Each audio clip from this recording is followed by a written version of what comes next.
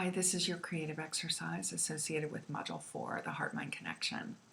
So I want to tell you a quick story, and that is some of the most interesting research around the heart came out of Auckland, New Zealand.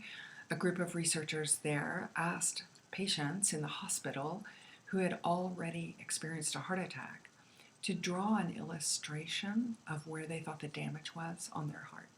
So they gave them a piece of paper and said, just draw your heart and then color in the part that you think is damaged, however much it is and where you think it happened.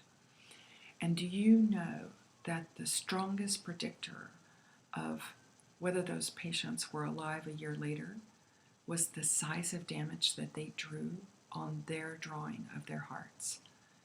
It was unrelated to the extent of damage, real damage to their heart. Was their mortality was unrelated to the damage that occurred at the first heart attack. The mortality was unrelated to the extent of their arteriosclerosis. It was unrelated to a bunch of other measures, but it was related, was predictive. Their perceptions of how damaged their heart was the most predictive of whether they had passed on 12 months later.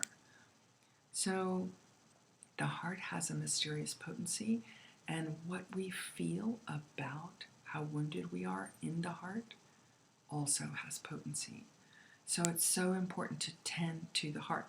You know, again, I'm going to name that our culture is recovering from a deep misunderstanding that in order to succeed in life, we need to bypass feelings and suppress them and get on with success. From the spiritual point of view, that is like leaving your treasure untapped, and also that your feeling life becomes empty or hollow. So it's so important to focus on the heart. So I'm going to guide you through a little experience that you can do. You may want to close your eyes for this exercise. Sometimes it's good to have a pen and paper handy. And what I'll invite you to do is to close your eyes and just, take a deep breath. Get in touch with your breath. Deep inhalation. Let it rise, and then deep exhalation. Let it all go. And then I want you to imagine that you're gazing with your eyes closed. You're gazing through like an invisible viewer, like a telescope almost, right down in your heart. So you're looking straight down onto and into your physical heart as it exists now.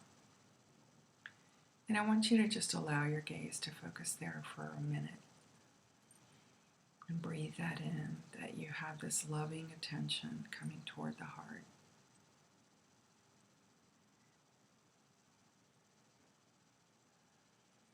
And while you focus this loving attention on the heart, see what comes up for you. Is there a longing? Is there a sadness?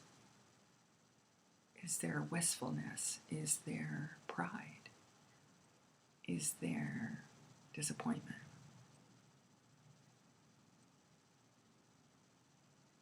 What is it? Can you send with your eyes a gaze of loving lighted energy? Imagine that your eyes can kind of beam light.